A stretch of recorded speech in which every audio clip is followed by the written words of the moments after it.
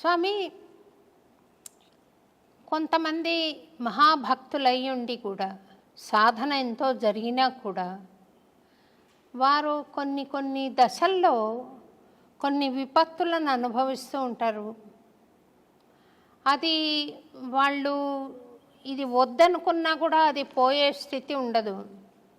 ఒక పని చేయాలనుకున్నా చేసే స్థితి ఉండదు. అదేమన్నా చేతబడే స్వామి? ఇక్కడ మనము భగవంతుడు వారిని విశేషంగా అనుగ్రహించబడ్డప్పుడు ఇటువంటి తుచ్చమైనటువంటి ప్రయోగములు వాళ్ళ మీద జరగవు. ఉదాహరణకు ఈ దేశానికి ఒక హోమ్ మినిస్టర్ ఉంటాడు. దేశానికి home minister, central home minister. ఆ సెంట్రల్ హోమ్ మినిస్టర్కి పోలీసు బందోబస్తు కొదువ ఉంటుందా? మీరు చెప్పండి, ఉంటుందా? ఉండదు. ఉండదు. భగవంతుడంటే అనిర్వచనీయమైనటువంటి శక్తి, దేని కొలతలతో కొలవలేనిది. తాంత్రిక విద్యలు, క్షుద్ర విద్యలకు కొలత ఉన్నది, లిమిట్ ఉన్నది. క్షుద్ర విద్యలు ఒకరి మీద ఆపాదం కావడానికి, ప్రయోగం కావడానికి, వారి మీద ప్రభావం చూపడానికి లిమిట్ ఉన్నది.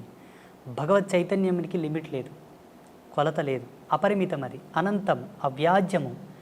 అట్టి కృపను పొందిన మన పైన అటువంటి ప్రయోగాలు జరగవు. అయితే కొంతమంది పుణ్యాత్ములు, పుణ్యచరితులు, గొప్ప గొప్ప భక్తులు కూడా కొంత సమయం వరకు కలిమాయలో పడవలసి వచ్చి కొన్ని తప్పులు చేశారు, కొన్నింటికి ప్రలోభపడ్డారు, స్త్రీ వ్యామోహితులయ్యారు, డబ్బుకు వ్యామోహితులయ్యారు, రాజకీయంగా వాళ్ళు కలిసి కొందరి చేత అవమానాలు పడ్డారు. చాలామంది గొప్ప గొప్ప పీఠాధిపతులు అనుకోండి, స్వామీజీలు అనుకోండి. వీటికి వారి యొక్క స్వయం జన్మ కర్మ సంభవము. ఎవరు? ఆ స్వామీజీ యొక్క జన్మకర్మ సంభవం. యోగ తత్పర సంపన్నులో ఏముంటుందమ్మా అంటే, ఆశ్రమ ధర్మాన్ని స్వీకరించినప్పుడే తన జన్మను తాను పరిశుద్ధి గావించుకొని ఆశ్రమ ధర్మంలో అడుగుపెట్టాలి. సోకాల్డ్ స్వామీజీలు సెల్ఫ్గా క్రియేట్ చేసుకొని వచ్చే వాళ్ళందరూ కూడా అనుభవిస్తారు, తప్పదు.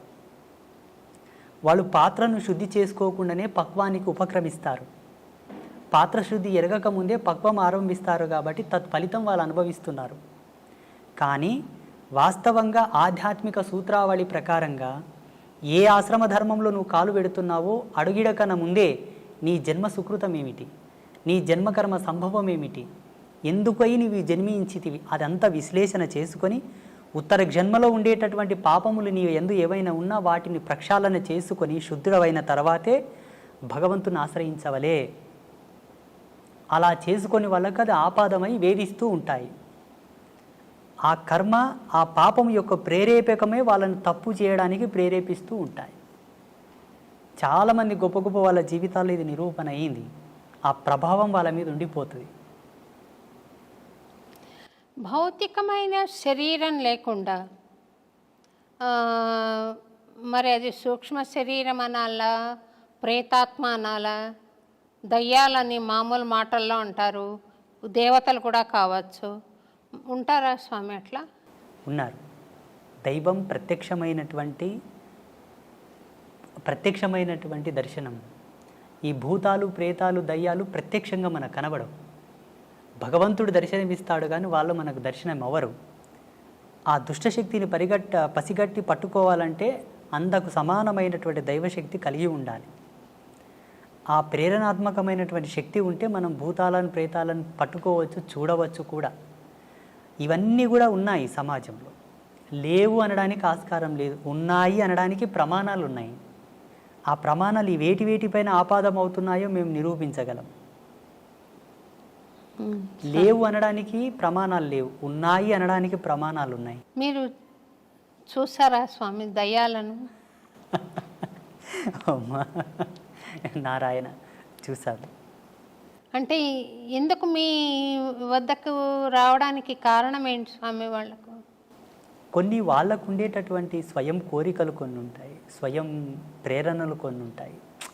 ఎంతకు విమోచనం కలగక వచ్చి ప్రాధేయపడ్డటువంటి సందర్భాలు చాలా ఉన్నాయి మాట. కొన్ని ఆత్మలు, మీరు పుణ్యాత్ములు అంటారు, పుణ్య తపస్వీకులు అంటారు, మీ యోగ మహిమతో మాకు విమోచనం కలిగించండి, మాకు శాంతిని ప్రసాదించండి, మా వారసులు మీ దర్శనార్థంపై వస్తున్నారు, వారికి మీరు చెప్పి మాకు సద్గతి కలిగేటట్టుగా చేయండి, ఎన్నాళ్ళంటూ మేము ఈ యాతన శరీరంతో ఉండగలము అని చెప్పి మాకు గోచరించిన వాళ్ళు ఉన్నారు, గోచరిస్తున్నారు కూడా ఇప్పటికీ. మీకు అంటే కాంతి రూపంలో కనపడతారా, లేకుంటే భౌతిక శరీరం కూడా కనపడుతుందా స్వామి వాళ్ళది? పంచభూతాల్లో ఆత్మగా మారిన వారికి ఒకే భూత ప్రభావం ఉంటుంది. వాయు ప్రేరేపకం మాత్రమే ఉంటుంది. వాయు ప్రేరేపకంగానే ఉంటారు. సశరీరంగా సజీవంగా లైవ్లో ఉండడానికి పంచభూతముల యొక్క సమ్మిశ్రితంగా మనం ప్రత్యక్ష వీక్షణం చేస్తాం అందరం. ఆత్మని చూడాలంటే 4 భూతములు విడిపోతాయి.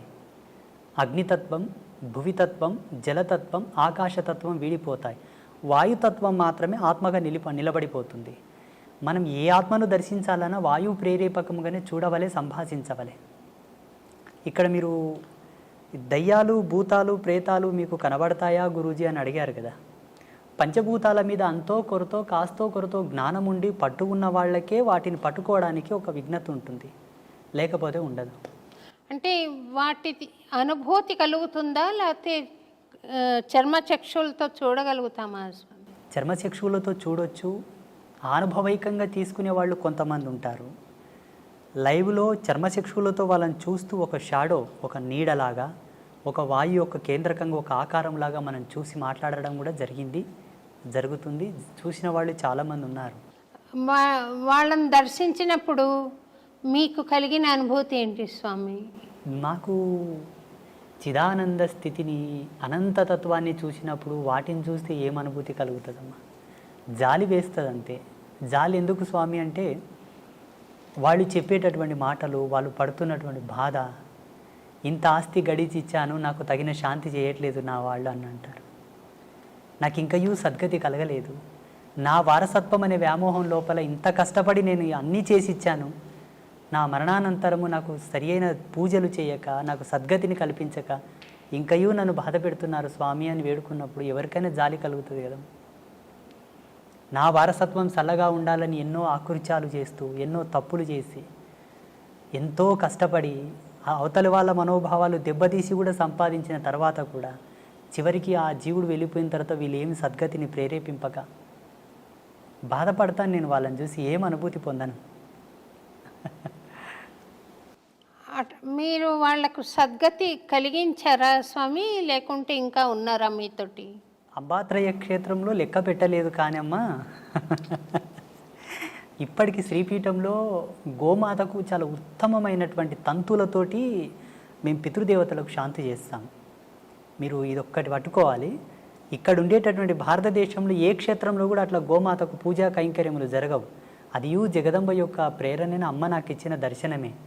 చూడు నాయన, నీ చెంతకు వచ్చి వారికి ఈ విధంగా గోమాతకు కైంకర్యములు జరిపి వారి పితృదేవతల శాంతిని కోరితే ఉత్తరక్షణమే శాంతిస్తారు. వాళ్ళ సంసారంలో ఎన్నో మార్పులు వస్తాయి, వాళ్ళు సుఖ సంతోషాలతో జీవిస్తారు అని. అలా మన పీఠంలో ప్రతి మంగళవారం, శుక్రవారం, పౌర్ణమి, అమావాస్యకు చాలామంది చేస్తూ ఉంటారు. వాళ్ళకి సద్గతి కలుగుతుంది స్వామి. మీరు దయ్యాలకే సద్గతి కలిగించినప్పుడు నేనేదో భక్తిగా ఉన్నాను కదా స్వామి, నాకు ఆశీర్వచనం ఇవ్వండి, ప్రసాదించండి. తప్పకుండా. అంటే మీకు ప్రత్యేకంగా నేను ఇవ్వవలసిందైతే ఏమీ లేదు. ఒక్కటి ఇవ్వగలను, ఒకటి మాత్రం ఇవ్వగలను. చెప్పండి. ఆ పరమేశ్వర యొక్క ఆశీర్వాదంతో, భగవంతుని కృపతోటి ఆల్రెడీ మీరు ఈశ్వర ప్రీతిని పొంది ఉన్నారు, భగవత్ కృపను పొంది ఉన్నారు, మీరు ఉత్తమమైనటువంటి ధర్మంలోనే ఉన్నారు. ఇందులో ఏ సందేహం లేదు. అంటే ఇంతకుముందే మనం కాఫీ తాగాము చిన్నగా. కాఫీ తాగిన తర్వాత కూడా దాని రుచిని కోరుతున్నట్టు ఉన్నది మీరు. మీరు కోరకనే కోరి ఉన్నారు. కోరినను దాన్ని కోరనట్లుగానే భావించి మీరు కోరినటువంటి దాన్ని ప్రసాదించడానికి నేను అనుగ్రహిస్తాను.